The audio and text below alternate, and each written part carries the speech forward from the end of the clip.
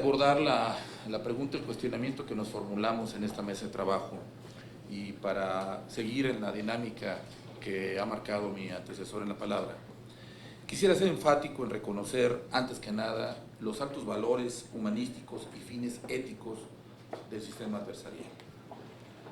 Incluso en lo particular me he permitido en algún momento desde el año 2000 publicarlo y plantear la necesidad desde aquel entonces de una refundación del sistema de justicia penal en México. Pero también creo que esta invitación nos obliga a ser profundamente autocríticos y entender que estamos en la construcción de un nuevo proceso de justicia, de un nuevo sistema de justicia que los mexicanos tendremos que abordar y abordar bien a la luz de otras experiencias, pero por supuesto adaptada a la realidad sociológica de nuestra nación. Consideramos que tenemos que ser profundamente respetuosos de las libertades públicas, pero tampoco podemos darnos el gusto de caer en ingenuidades que nos lleve a que la sociedad en poco tiempo pueda asociar al sistema adversarial con la impunidad. La pregunta que se plantea en esta mesa es: ¿cabe la prisión preventiva oficiosa en un Estado democrático de derecho? Nosotros consideramos que sí. Y si me permiten, quisiera hacer alusión a algunas reflexiones, algunas definiciones de maestros como el profesor Ferrajoli, el profesor Habermas y por supuesto uno de los más preclaros maestros de política criminal en México, el maestro don René González de la Vega. El garantismo se define por el propio maestro Ferrajoli, si me permiten, y haciendo uso puntual del tiempo que me fue asignado, como el modelo normativo de derecho de estricta legalidad, en donde hay un poder mínimo en el plano político como una técnica de tutela capaz de minimizar la violencia y maximizar la libertad, y en el plano jurídico como un sistema de vínculos impuestos a la potestad punitiva del Estado en garantía de los derechos de los ciudadanos. Es decir, ¿cuáles son esos derechos? Y esto nos llevaría a un segundo punto. ¿Para qué sirve el derecho penal? El derecho penal objetivo no tiene por propósito resultar un haz normativo amenazante, direccionado en su mensaje a un cuerpo de la sociedad estimada como peligrosa, sino que guarda una situación jurídica de garantía para todos los individuos, es decir, es un mínimo de garantías, y grupos sociales en general, integrantes del Estado, que tiene por propósito proteger el orden valioso en los derechos fundamentales. Y por supuesto el derecho penal protege bienes jurídicos. Es decir, es la finalidad última del derecho penal. Y dentro de estos bienes jurídicos partimos, sin duda, y estamos todos convencidos, de garantizar los derechos humanos, también llamadas en algunas otras latitudes del norte del hemisferio como libertades públicas. Estas libertades públicas o derechos humanos, en la versión más tradicional del continente europeo, basa precisamente a la luz del jus naturalismo contractualismo, que el primer derecho humano, el que está garantizada a la sociedad, el Estado garantizar a la sociedad, es el de certeza jurídica. Certeza jurídica que se traduce en su forma básica como seguridad pública. Seguridad pública y el respeto a las libertades individuales. Es decir, que este mínimo de derechos que garantiza el derecho penal objetivo es esa certeza jurídica de que habrá un orden social que se finca precisamente en ese contrato. El bien jurídico solo resulta lesionado o puesto en peligro por un delito contemplado previamente en la ley, de tal suerte que aquellos derechos fundamentales que por su naturaleza básica resultan imprescindibles en su protección, recibirán sin ninguna excusa su inclusión en la ley penal, y por ley penal no me refiero solo al derecho penal sustantivo, sino por supuesto también al derecho penal adjetivo, hallándose entre ellos como un mínimo ético a proteger los derechos sustanciales que están afectos a personas, los derechos de preservación del Estado y todos aquellos de orden preservativo de grupos minoritarios, vulnerables o en estado de debilidad social.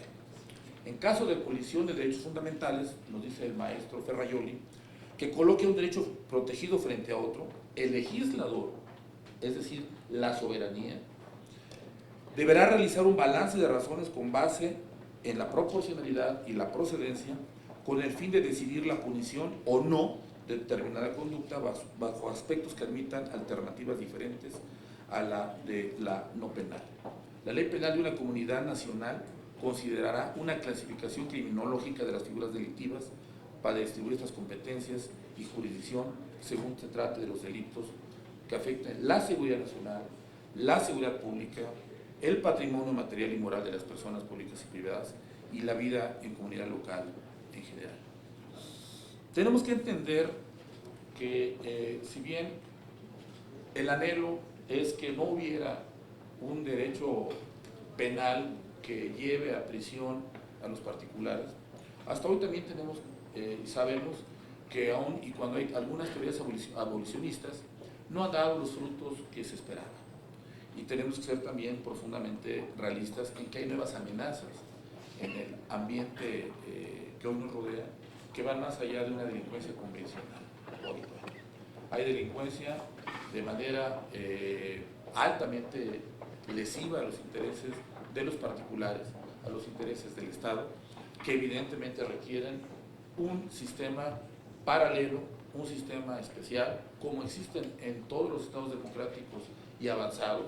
Está el Estatuto Rico en los Estados Unidos, está la ley antimafia en Italia, están mecanismos también de excepción que incluso algunos autores como el propio maestro Roxin, ya no digamos a algunos otros como el profesor Jacobs, contemplan. No me refiero al derecho penal del enemigo, ni siquiera llego a eso, en donde sí tenemos que entender que hay figuras delictivas con capacidad lesiva que afectan gravemente a la sociedad y que por supuesto está obligado el Estado a garantizar esa certeza jurídica.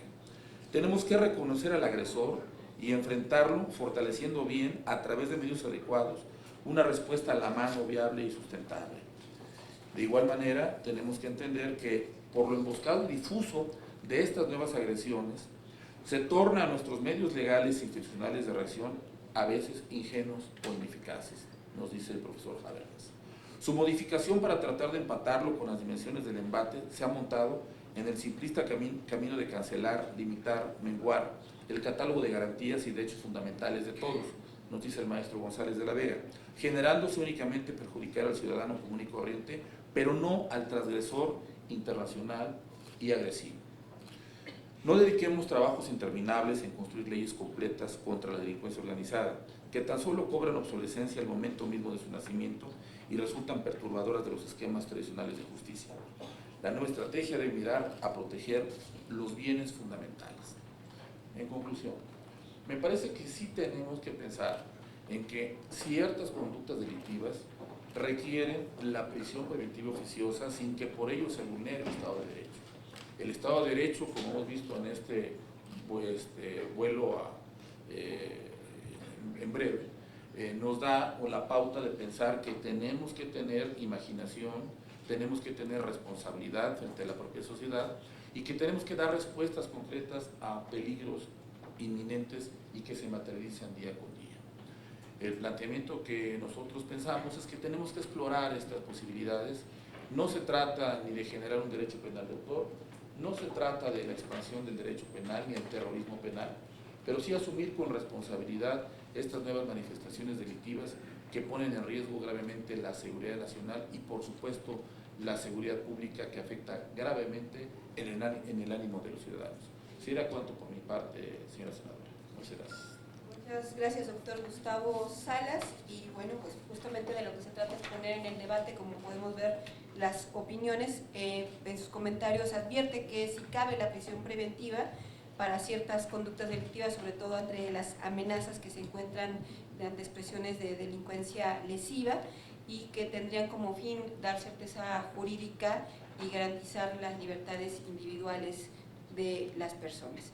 Y ahora estaremos dándole la palabra al doctor Guillermo Cepeda Lecuona, investigador en el Colegio de Jalisco. Por favor, doctor.